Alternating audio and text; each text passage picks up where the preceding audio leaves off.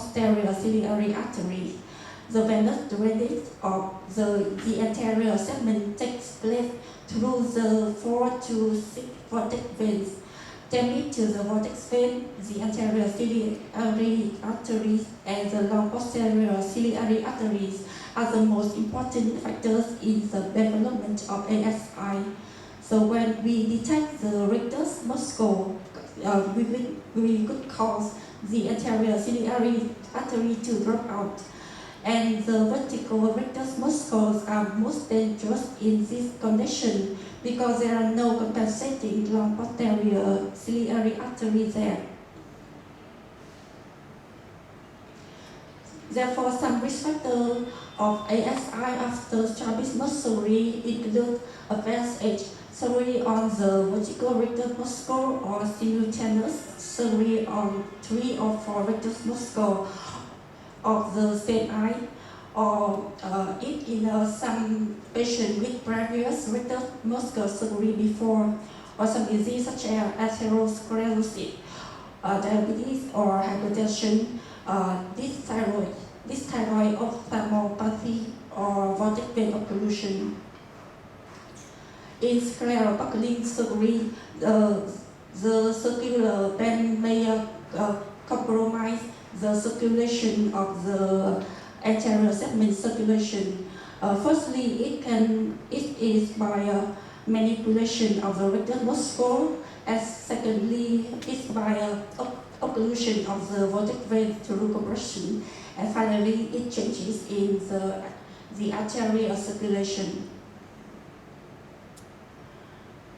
So ASI could be diagnosed by clinical finding, but there are some tools that could help us to making the diagnosis faster. This article is about changes in iris perfusion following sclerobuckle surgery for rheumatogenic radial detachment by using anterior segment OCTA, published in 2020. In this research, 15 eyes of 15 patients were included, and they use anterior segment OCTA parameters of the iris were and compare the baseline, which is pre-operatively 1 week, 1 month, and 6 months after the surgery. And they also divide the iris into 8 different iris regions, as you can see in this picture. So the result is that at post-operative 1 week, perfusion density showed a significant decrease in the iris supranasal region. I marked the line with the result.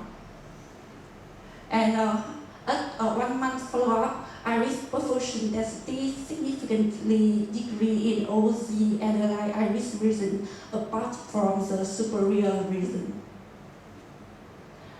Even at 6 month follow-up, perfusion density was lower in all iris sectors except for the superior and superior-temporal one. So conclusion is that anterior segment OCTA can be used as a tool to identify the patient with high risk of ASI after the surgery to avoid more complication. You can find more detail on those references. This is the end of my presentation. Thank you. Okay, thank you very much for your presentation. Any question or comment for you? Thank you. Yeah. I have read in literature someone they talked about ocular ischemia in general. And today you will talk about anterior segment ischemia, right? Okay, and that usually happen after post-operation strabismus, but with someone in LASIK surgery. I think that is long time ago. they do the 1, 2 around the cornea to make the fix well the eye. Yeah, cornea trauma, something like that, and the ischemia will be happen also.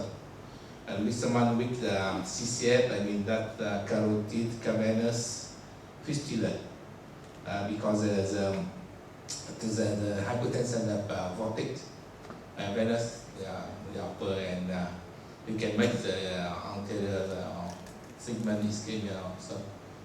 And OCT, SAS, I mentioned it, a good method to diagnosis. Happy with us operation also. Thank you.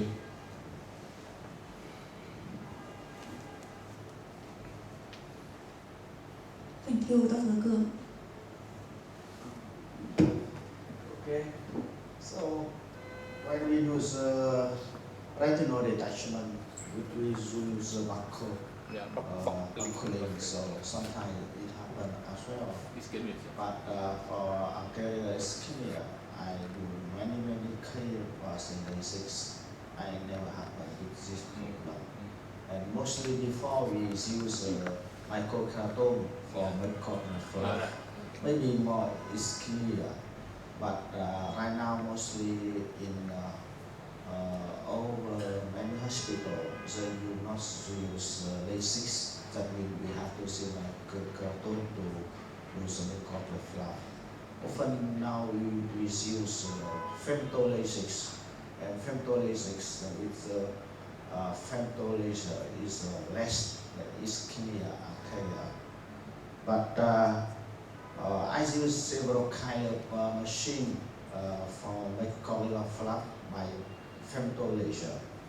But I think before, in the many years ago, I used one machine made by the Ancom and femtolaser microcorneal flap, and it's very suction, very high over the anterior. Maybe happen with anterior ischemia. Right now, if you use, right now I have two machines with Vismark 800, just suction on the top of the cornea. It's a very low risk for the anterior ischemia, and also the Zimmer 8, Z8, so this also not happen with anterior ischemia. That means for the refractive surgery during my life more than 110,000 K, but I have never missed the anterior ischemia in the refractive surgery already. But in my experience, I find some patients with when I use retinal detachment with buckling, maybe the patient have anterior ischemia. And as well as if you use strabismus, maybe happen as well. Okay. Have any question or comment from audience? Yes, Dr. Chow. Because when we learn in the basics, Surgery, always they mention about communication about the anterior segment ischemia.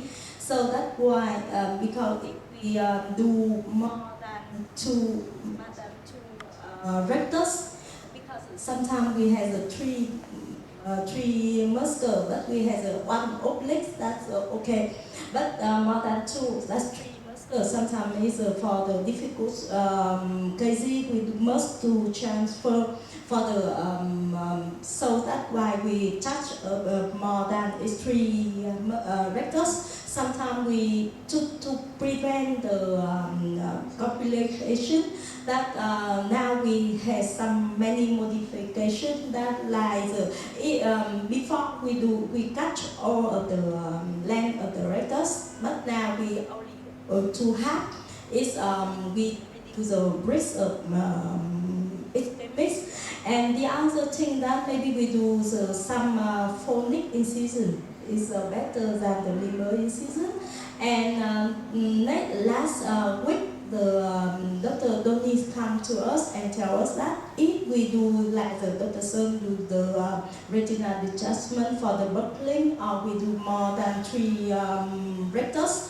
So after we close the conjunctiva, we inject the triamcinolone or some corticosteroids, so we prevent the complication of anterior segment ischemic.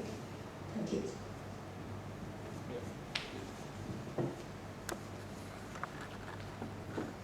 Okay, any other question? Okay, thank you very much, Dr. Liu, again. Cũng như Come back.